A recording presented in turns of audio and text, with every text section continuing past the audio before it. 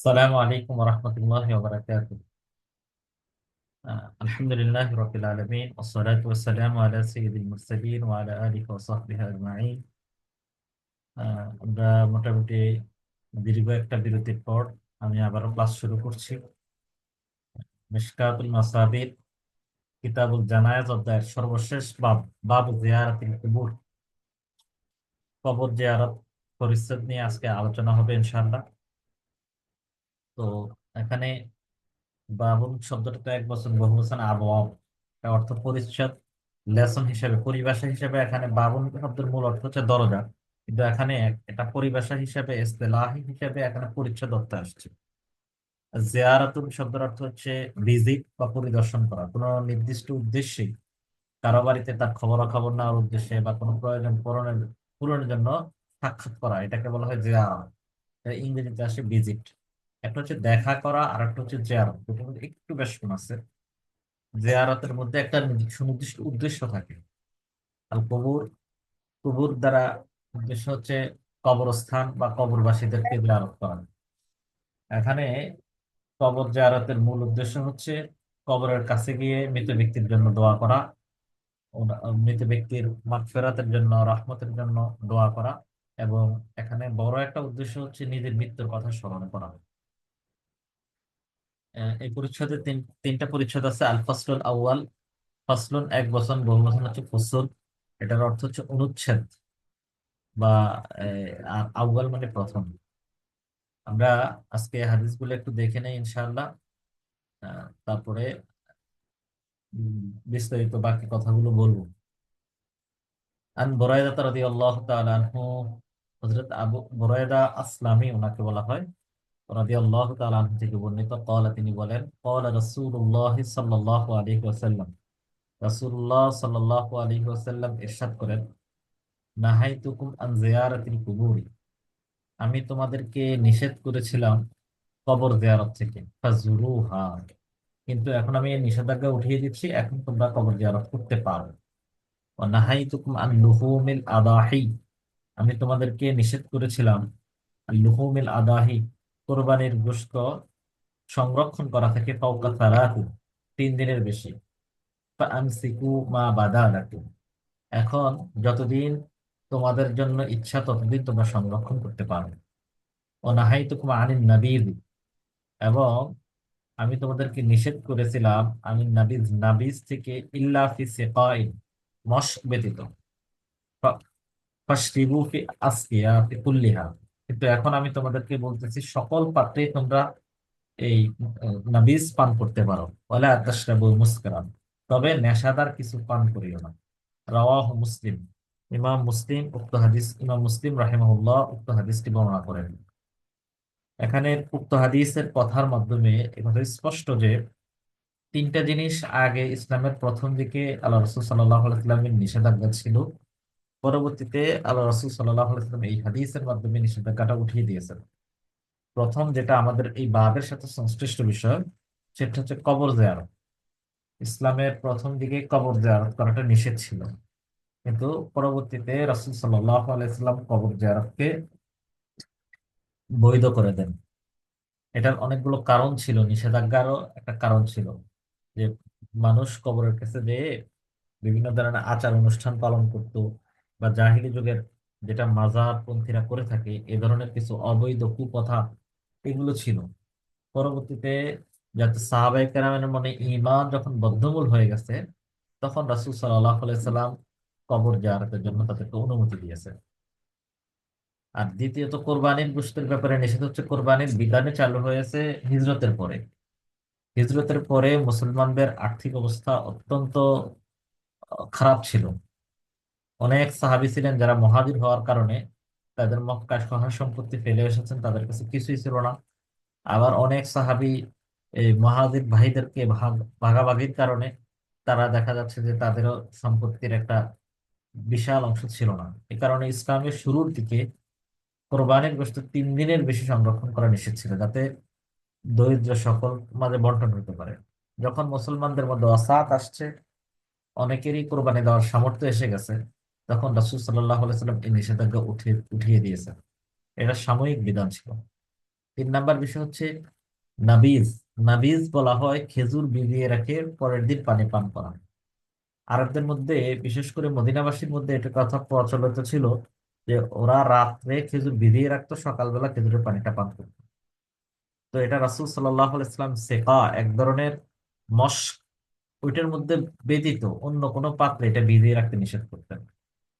এটার একটা কারণ ছিল, অন্য পাত্রগুলা মশকের তুলনায় একটু গরম ছিল। সেকা বলা হয় এই চামড়ার পাত্রকে, চামড়ার মশক। এছাড়া অন্য পাত্র তখনকার সময় যেগুলো প্রচলিত ছিল এগুলা ছিল লাউয়ের খোল, লাউ দিয়ে।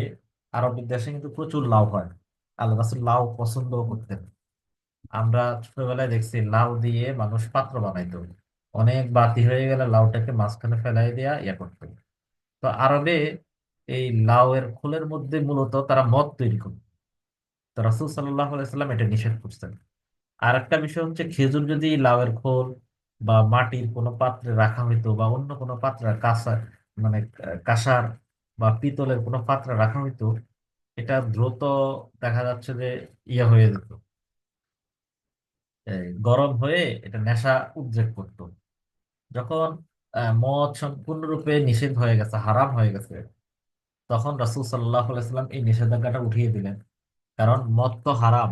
এখানেও এই হাদিসের শেষের অংশে আল্লাহ রাসূল এই মানে এটা সতর্ক করে দিয়েছেন, ওয়ালা তাশরাবু মুসকিরান, যে কোনো পাত্রে রাখতে পারো, তবে এটা যদি ভিজিয়ে রাখার পরে নেশা উদ্রেককারী হয়ে যায় তখন এটা আর পান করা যাবে না।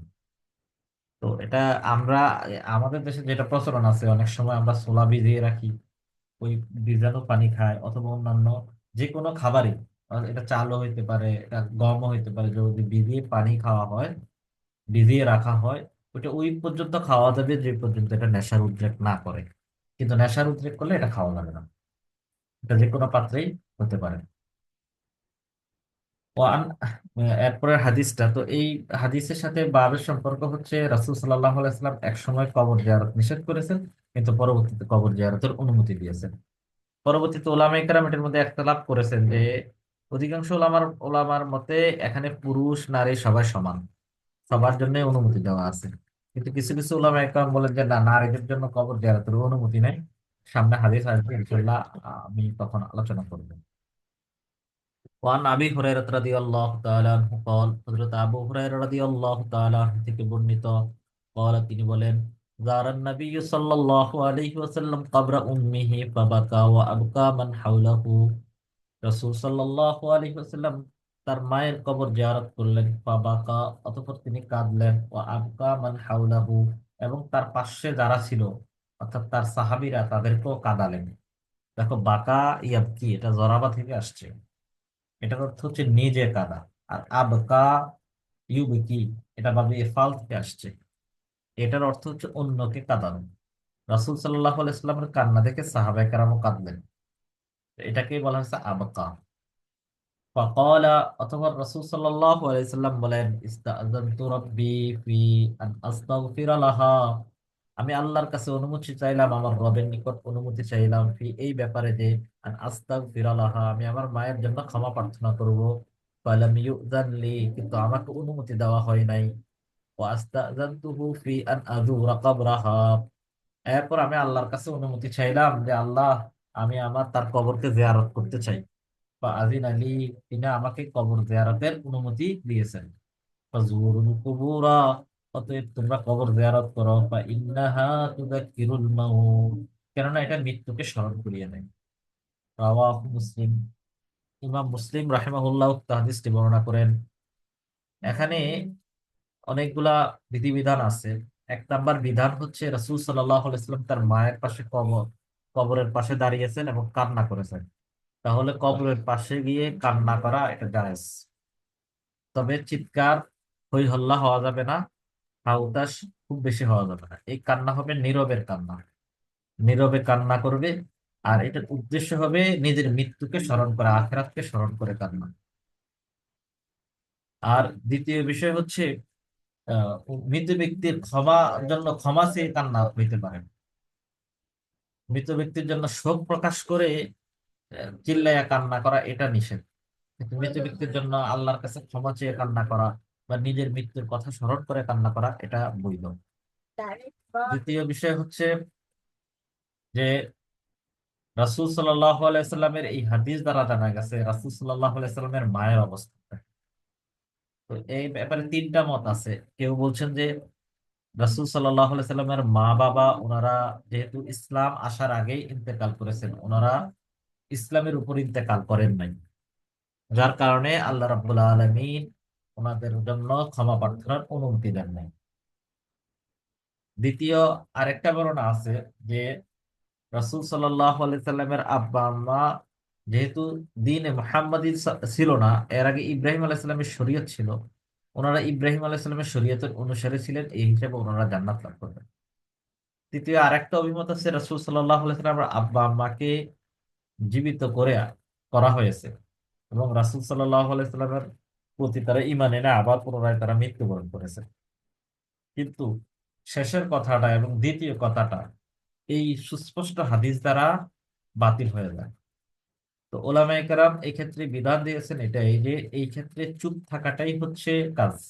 যেহেতু রাসূল সাল্লাল্লাহু আলাইহি সাল্লামকে অনুমতি দেওয়া হয় নাই ক্ষমা প্রার্থনার, এখানে এটাই হচ্ছে সবচেয়ে বিশুদ্ধ বর্ণনা। এখানে চুপ থাকাটাই হচ্ছে সবচেয়ে বুদ্ধিমানের কাজ, এটা নিয়ে মন্তব্য করা যায় না। তারপরে বিষয় হচ্ছে যদি রাসূল সাল্লাল্লাহু আলাইহি সাল্লামের আব্বা অমুসলিম অবস্থায় ইন্তেকাল করেন, ক্ষমা অনুমতি দেওয়া হয় নাই, কিন্তু তাদের কবর জিয়ারতের অনুমতি দেওয়া হয়েছে।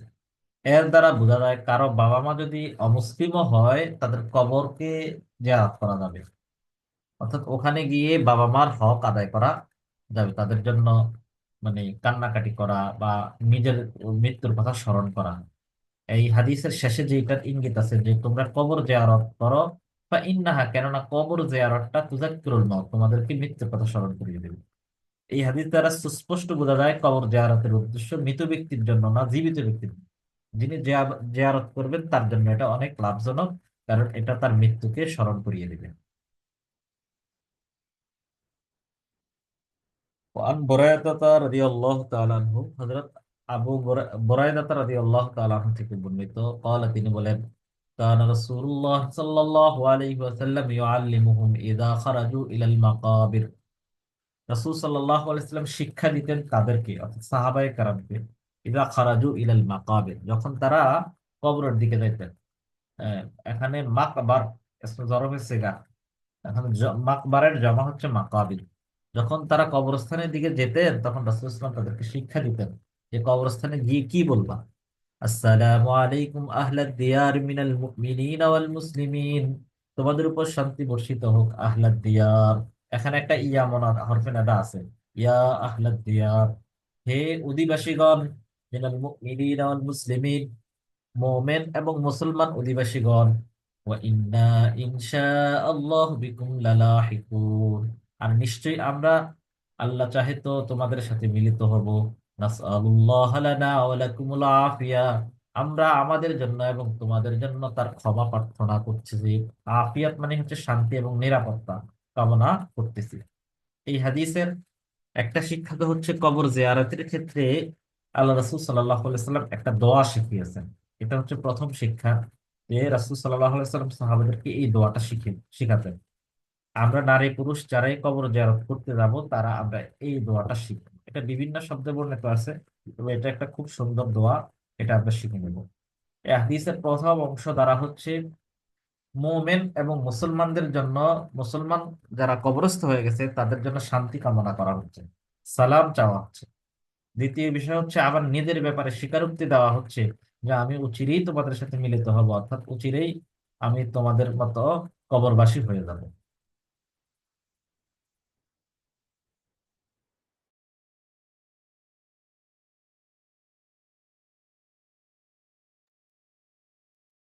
3 নাম্বার বিষয় যে জিনিসটা এখানে বলা হচ্ছে সেটা হচ্ছে আমি আমাদের জন্য এবং তোমাদের জন্য ক্ষমা প্রার্থনা করতেছি, শান্তি এবং নিরাপত্তা প্রার্থনা করতেছি। এইটার মধ্যে দোয়ার আদব, দোয়ার সাধারণ আদব হচ্ছে প্রথমে তো নিজের জন্য ক্ষমা চাওয়া, তারপর অন্যের জন্য, নিজের নিকটস্থ জন, এভাবে ক্ষমা চাওয়া। আল্লাহ রাসূল সাল্লাল্লাহু আলাইহি ওয়াসাল্লামের কাছে যদি কেউ মানে দোয়া চাইতেন, রাসূল সাল্লাল্লাহু আলাইহি ওয়াসাল্লাম প্রথম নিজের জন্য তা চাইতেন, তারপর ওই ব্যক্তির জন্য দোয়া করতেন। এই হাদিসের শিক্ষাও দেখো, প্রথমত নাসআলুল্লাহু লানা, আমাদেরকে আপনি আগে দান করুন, ওলাকুম, এবং তোমাদেরকে দান করুন আলা আফিয়া, শান্তি এবং নিরাপত্তা। তো এই হাদিস দ্বারা বোঝা যায় দোয়ার ক্ষেত্রে প্রথমে নিজের জন্য চাওয়া, তারপরে অপরের জন্য চাওয়া। আল ফাসলু সানি, দ্বিতীয় পরিচ্ছেদ। আন ইবনে আব্বাস রাদিয়াল্লাহু তাআলা আনহুমা قال, হযরত আব্দুল্লাহ ইবনে আব্বাস রাদিয়াল্লাহু তাআলা আনহুমা থেকে বর্ণিত, তিনি বলেন, মাররান নবী সাল্লাল্লাহু আলাইহি ওয়াসাল্লাম বিকুবুরিন বিল মদিনা, রাসূল সাল্লাল্লাহু আলাইহি ওয়াসাল্লাম মদিনার কবরগুলোর পাশ দিয়ে অতিক্রম করছিলেন। ফাআকবালা আলাইহিম বিওয়াজহিহি, রাসূল সাল্লাল্লাহু আলাইহি ওয়াসাল্লাম তার চেহারাকে তাদের দিকে ঘুরালেন, তাদের দিকে ফিরালেন।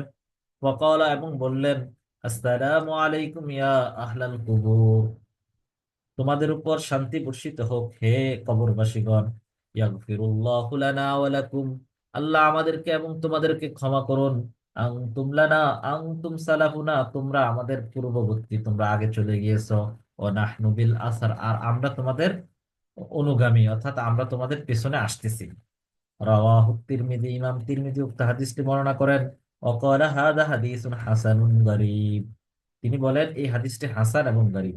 তো এটাও একটা কবর জিয়ারতের দোয়া, যে আসসালামু আলাইকুম ইয়া আহলাল কুবুর, ইয়াগফিরুল্লাহু লানা ওয়া লাকুম, আনতুম সালাফুনা ওয়া নাহনু বিল আসার। এটাও হইতে পারে একটা দোয়া, এটা ভিন্ন শব্দে, মোটামুটি ভাব একই। আল ফাসলু সালিস, তৃতীয় পরিচ্ছেদ। আন আয়েশা রাদিয়াল্লাহু তাআলা আনহা, হযরত আয়েশা রাদিয়াল্লাহু তাআলা আনহা থেকে বর্ণিত, قالت, তিনি বলেন, কানা রাসূলুল্লাহ সাল্লাল্লাহু আলাইহি ওয়াসাল্লাম, রাসূল সাল্লাল্লাহু আলাইহি ওয়াসাল্লাম কুল্লামা, যখনই, কানা লাইলাতুহা, ওনার, তার কাছে রাত্রি থাকতেন, অর্থাৎ রাসূল সাল্লামের স্ত্রীদের মধ্যে পালা ছিল, কোন দিন কার কাছে থাকবেন এটা একটা নির্দিষ্ট ছিল, একজনের পরে একজন। যখন আয়েশা রাদিয়াল্লাহু তাআলা আনহুর রাত আসতো, রাসূল সাল্লাল্লাহু আলাইহি ওয়াসাল্লাম আয়েশা রাদিয়াল্লাহু তাআলা আনহার কাছে থাকতেন। ইয়াখরুজু মিন আখিরিল লাইল, রাসূল সাল্লাল্লাহু আলাইহি ওয়াসাল্লাম শেষ রাতে বের হতেন, ইলাল বাকি, বাকি কবরস্থানের দিকে। ফয়াকুল, এবং তিনি বলতেন, আসসালামু আলাইকুম, তোমাদের উপর শান্তি বর্ষিত হোক, দারা কওমিন মুমিনিন, মুমিনদের সম্প্রদায়ের বাড়ি, বাড়ি মানে অধিবাসী যারা। ওয়া আতাকুম মা তুআদুনা গাদাম মুআজ্জালুন, আর তোমাদের নিকট এসেছে যা তোমাদের সাথে ওয়াদা করা হয়েছে, গাদান, আগামীকালের ব্যাপারে, মুআজ্জালুন, আখিরাতের ব্যাপারে, তোমাদেরকে যেই অঙ্গীকার করা হয়েছে যে তোমাদের মৃত্যু আসবেই, অথবা কবরে তোমরা যাবেই, এটা তোমাদের কাছে চলে এসেছে। ওয়া ইন্না, আর নিশ্চয়ই আমরা, ইনশাআল্লাহ বিকুম লালাহিকুন, লাহিকুন, আমরা অচিরেই তোমাদের সাথে মিলিত হব। আল্লাহুম্মা গফির লি আহলি বাকি ইল গারকাত, হে আল্লাহ আপনি বাকি ইল গারকাত, অধিবাসীদেরকে মাফ করে দেন। বাকি শব্দের অর্থ হচ্ছে শিকড়, আর গারকাত এক জাতীয় গাছ, এক জাতীয় গাছের গোড়া, যেখানে বাকি শব্দের আরেকটা অর্থ হচ্ছে প্রশস্ত জায়গা। এটা মসজিদ নববীর পাশেই, একটু দূরে, আল্লাহ রাসূলের ঘর থেকে একটু সামান্যতম দূরে এটার অবস্থান। এখানে মদিনার কবরবাসীদেরকে কবর দেওয়া হইতো। এখানের প্রথম কবর উসমান ইবনে মাসউদ, রাসূল সাল্লাল্লাহু আলাইহি ওয়াসাল্লামের খালাতো ভাই ছিলেন মুহাদ্দিসদের মধ্যে। এই, আগে এক সময় গারকাত গাছের শিকড় এখানে বিদ্যমান ছিল, এখন নাই, কিন্তু ওই নামটা রয়ে গেছে। অনেকটা বটতলির মতো, আমাদের দেশে যেরকম অনেক বটতলি পাওয়া যায় কিন্তু এখন আর বট গাছ নাই, এরকমের কি এক সময় নাম পড়ে গেছে, কিন্তু এখন আর নাই, হাতির বিলের মতো। এক সময় হাতির বিল ছিল, এখন তো হাতি নেই। তারপর ও আনহা, হযরত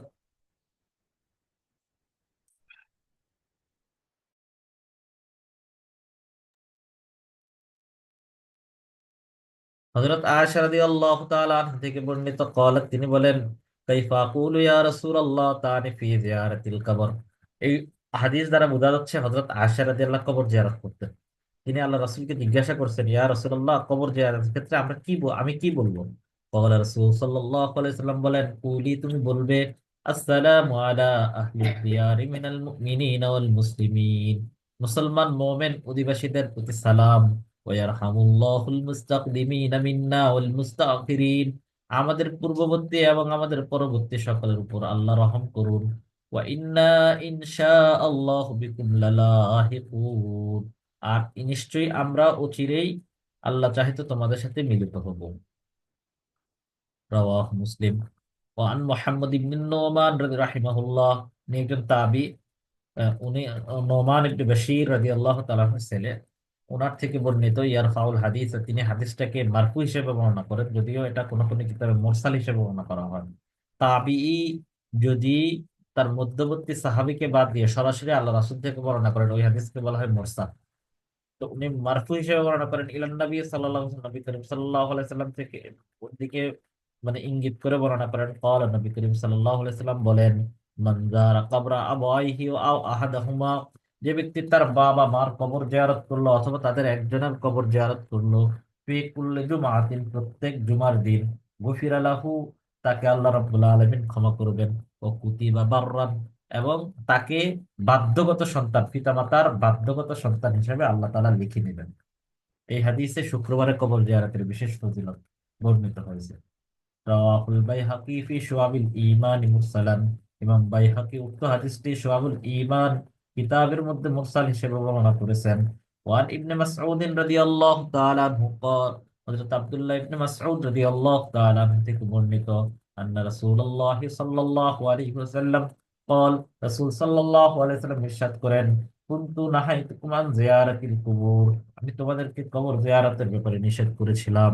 ফাজুরুহা, এখন তোমরা জিয়ারত করতে পারো। ফাইন্নাহা তাজহাদু ফিদ দুনিয়া ওয়া তাযকুরুল আখিরা, কেননা কবর জিয়ারত মানুষকে দুনিয়া বিমুখ করে দেয় এবং আখিরাতের কথা স্মরণ করিয়ে দেয়। রাওয়াহু ইবনে মাজাহ, ইমাম মুহাম্মদ ইবনে ইয়াজিদ ইবনে মাজাহ রাহিমাহুল্লাহ উক্ত হাদিসটি বর্ণনা করেন।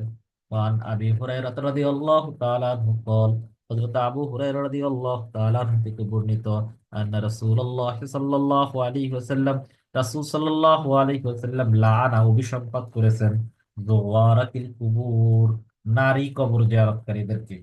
রাওয়াহু আহমদ, ইমাম আহমদ উক্ত হাদিসটি বর্ণনা করেন। ও তিরমিজি ও ইবনে মাজাহ, ইমাম তিরমিজি এবং ইমাম ইবনে মাজাহ উক্ত হাদিসটি বর্ণনা করেন। وقال الترمذي, আর ইমাম তিরমিজি বলেন, হাদা হাদিসুন হাসানুন সহিহুন, এটা একটা বিশুদ্ধ হাদিস। وقال, তিনি বলেন, قد رأى بعض أهل العلم, কিছু কিছু মুহাদ্দিস, কিছু কিছু আলেম এই মত দিয়েছেন, আন্না হাদা, এই হাদিসটা কানা ক্বাবলা আন ইউরাখিসান নবী সাল্লাল্লাহু আলাইহি ওয়াসাল্লাম ফি জিয়ারাতিল কুবুর, কবর জিয়ারত যে রুখসত দিয়েছেন, যে করা যাবে না যখন বলছেন, তখনকার হাদিস। ফালাম্মা রাখাসা, যখন তিনি এই রুখসত দিয়েছেন, দাখালা ফি রুখসাতিহির রিজাল ওয়ান নিসা, আর যখন তিনি অনুমতি দিয়েছেন, তখন থেকে এটা পুরুষ এবং মহিলা উভয়ের শামিল, যে কবর জিয়ারত করতে পারবে। অকল, বা কেউ বলেন, ইন্নামা কারিহা জিয়ারাতাল কুবুর লিন-নিসা, যে এখন পর্যন্ত মহিলাদের জন্য কবর জিয়ারত করা নিষেধ, লিকিল্লাতি সাবরিহিন্না, কারণ কি, ওনারা মনে করেন মহিলাদের ধৈর্য কম, ও কাসরাতি জাজিহিন্না, এবং তাদের হাহুতাশ বেশি, যে কবরের কাছে দিয়ে ওনারা ধৈর্য হারা হয়ে যাবেন এবং হাহুতাশ করবেন। যদি কারোর মধ্যে এরকম সবর থাকে যে কবরের কাছে গিয়ে হাহুতাশ করবে না, তার জন্য কবর জিয়ারত করা বৈধ আছে। তাম্মা কালামুহু, ইমাম তিরমিজির কথা এখানেই তিনি শেষ করেন কালাম। ওয়ান আয়েশা রাদিয়াল্লাহু তাআলা আনহা قالت, হযরত আয়েশা রাদিয়াল্লাহু তাআলা আনহা থেকে বর্ণিত, قالت, তিনি বলেন, কুনতু আদখুলু বাইতি, আমি আমার ঘরে প্রবেশ করতাম, আল্লাযী ফীহি রাসূলুল্লাহ সাল্লাল্লাহু আলাইহি ওয়াসাল্লাম, যেই ঘরে রাসূল সাল্লাল্লাহু আলাইহি ওয়াসাল্লাম ছিল। ওয়া ইন্নী ওয়াদিউন সাওবি, আমি আমার কাপড়কে রাখতাম। ওয়া আকুলু, এবং বলতাম, ইন্নামা হুয়া যাওজি, তিনি তো আমার স্বামী, ও আবি, এবং আমার বাবা। ফালাম্মা দুফিনা উমর রাদিয়াল্লাহু তাআলা মাহুম, এই হাদিসটার মূল কথাটা একটু আগে বলে নেই। রাসূল সাল্লাল্লাহু আলাইহি ওয়াসাল্লাম ইন্তেকাল করছেন আয়েশা রাদিয়াল্লাহু করে, আর নবী রাসূলদের ক্ষেত্রে ওনারা যেখানে ইন্তেকাল করেন সেখানেই কবর। তো আয়েশা রাদিয়াল্লাহু তাআলার ঘরটা ছিল 8 হাত লম্বা, 8 হাত চওড়া। এই ঘরের এক পাশে আল্লাহ রাসূল সাল্লাল্লাহু আলাইহি ওয়াসাল্লাম যেখানে ইন্তেকাল করছেন, ওখানে আল্লাহ রাসূল সাল্লাল্লাহু আলাইহি ওয়াসাল্লামকে দাফন করা হয়েছে। যখন আবু বকর রাদিয়াল্লাহু তাআলা আনহু আয়েশা রাদিয়াল্লাহু আল্লাহ রাসূলকে দাফনের পরে বাকি অংশে থাকতেন, আয়েশা রাদিয়াল্লাহু তাআলা আনহুর ঘর এটাই ছিল। পরবর্তীতে যখন আরো 3 বছর পরে হযরত আবু বকর রাদিয়াল্লাহু তাআলা আনহু ইন্তেকাল করলেন, আয়েশা রাদিয়াল্লাহু তাআলা আনহু ওই ঘরেই ছিলেন। আবু বকর রাদিয়াল্লাহু তাআলা আনহুকেও এই ঘরের মধ্যেই আল্লাহ রাসূলের সাথে দাফন করা হয়। ওমর রাদিয়াল্লাহু তাআলা আনহু যখন ইন্তেকাল হয়, তখন ওমর রাদিয়াল্লাহু তাআলা আনহু এই ঘরেই শায়িত হন। এটার ঘটনা বর্ণনা পূর্বে গেছে। যখন ওমর রাদিয়াল্লাহু তাআলা আনহু এই ঘরে শায়িত হন, তখনকার ঘটনা হচ্ছে, ফাওয়াল্লাহি, তিনি বলতেছেন, আল্লাহর কসম, মা দাখালতুহু, আমি তাতে প্রবেশ করে নাই, ইল্লা ওয়া আনা মাশদুদাতুন আলা সিয়াবি, যে আমার কাপড়কে আমি শক্ত করে বেঁধে নিয়েছি, অর্থাৎ সিয়া হায়া আমিন ওমর রাদিয়াল্লাহু তাআলা আনহুর ব্যাপারে আমি লজ্জা করতাম। রাওয়াহু আহমদ, ইমাম আহমদ উক্ত হাদিসটি বর্ণনা করেন। অর্থাৎ ওমর রাদিয়াল্লাহ আবু বকর রাদিয়াল্লাহর খেলাফতের 10 বছর পরে ইন্তেকাল করছেন, আর আয়েশা রাদিয়াল্লাহ এর পরেও 20 বছর যাবত এই ঘরে ছিলেন, এই ঘরে ছিলেন। তো আয়েশা রাদিয়াল্লাহু তাআলা আনহু 20 বছর যাবত এভাবেই ছিলেন। দাবি মাসরুক রাদিয়াল্লাহু তাআলা আনহু এবং আয়েশা রাদিয়াল্লাহু তাআলা আনহুর ভাগ্নে আসমা রাদিয়াল্লাহু তাআলা আনহু ছেলে আব্দুল্লাহ ইবনে জুবায়ের এবং ওরওয়া ইবনে জুবায়ের, একজন বিখ্যাত হাদিস বর্ণনাকারী, ওনাদের থেকে হাদিস বর্ণনা আছে যে আয়েশা রাদিয়াল্লাহর কাছে ওনারা পড়তেন। যখন আয়েশা রাদিয়াল্লাহর কাছে একবার ওরওয়া ইবনে জুবায়ের বলতেন যে আমরা যে আল্লাহ রাসূলের কবরটা দেখতে চাচ্ছি, তো উনি চাদর দিয়ে এটাকে একটা পর্দা রাখতেন, উনি এরকম পর্দা সরাইয়া দেখাইছেন। তখন আল্লাহ রাসূলের কবরকে ওরা রাদিয়াল্লাহু তাআলা আনহু বলেন এবং মাসরুক রাদিয়াল্লাহু তাআলা আনহু থেকে বর্ণিত যে রাসূলের কবর 1 বিঘত উঁচু ছিল। যদিও এটা পরবর্তীতে নিরাপত্তার কারণে অনেক বড় করা হয়েছে, উঁচু করা হয়েছে, কিন্তু এটা দীর্ঘকাল এটা সাধারণ কবরের ন্যায় ছিল। এখন রাসূল সাল্লাল্লাহু আলাইহি সাল্লামের কবরের উসিলায় কোনো কবরকে পাকা করা, উঁচু করা, চুনকাম করা এগুলো নিষিদ্ধ। এটা অন্য হাদিসে নিষেধ আছে। রাসূল সাল্লাল্লাহু আলাইহি ওয়াসাল্লাম এটা কেন করা হয়েছে? ওটা ইহুদিরা লাশ চুরি করবে, ওই নিরাপত্তার খাতিরে করা হয়েছে। লাশ চুরি করার একটা ষড়যন্ত্র ছিল, এটার জন্য করা হয়েছে, এটার পিছনে হাদিসে বর্ণিত হয়েছে। তবে এই কথা স্পষ্ট, রাসূল সাল্লাল্লাহু আলাইহি সাল্লামের কবরও খুব বেশি উঁচু ছিল না। আর আয়েশা রাদিয়াল্লাহু তাআলা আনহু এখন মৃত ব্যক্তিদের জন্য কেন ঈদ করতেন? এর একটা কারণ হচ্ছে এটা জীবিত মানুষদেরকে যেরকম সম্মান করা হয়, মৃত মানুষদেরকে ওরকম সম্মান করা উচিত। হ্যাঁ, রাসূল সাল্লাল্লাহু আলাইহি সাল্লাম ওনার স্বামী ছিলেন, আবু বকর রাদিয়াল্লাহু তাআলা আনহু ওনার বাবা ছিলেন। বাবা এবং স্বামীর সামনে সতর কিছু খুলে রাখা জায়েজ আছে, অর্থাৎ মাথায় কাপড় না দেওয়া এটা জায়েজ আছে জীবদ্দশায়। কিন্তু অন্য পুরুষের ক্ষেত্রে মাথা অবশ্যই ঢেকে রাখতে হবে। তো যেহেতু আয়েশা রাদিয়াল্লাহু ওমর রাদিয়াল্লাহর সামনে জীবদ্দশায় এইভাবে যেভাবে পর্দা করতেন, ওনার ইন্তেকালের পরও ওনার সম্মানার্থে এটা করতেন। এর মানে এটা না যে এভাবেই পর্দা করা করতেই হবে। এটা হচ্ছে জীবিত মানুষের সাথে যেরকম সম্মান করা অপরিহার্য, মানুষ মারা গেলেও ওইরকম সম্মান করা অপরিহার্য। এই ছিল মোটামুটি আমাদের কিতাবুল জানায়েজের হাদিস। আজকে এরই মাধ্যমে কিতাবুল জানায়েজ শেষ হলো। ইনশাআল্লাহ আগামী ক্লাসে আমরা অন্য একটা কিতাবের উপর আলোচনা করব।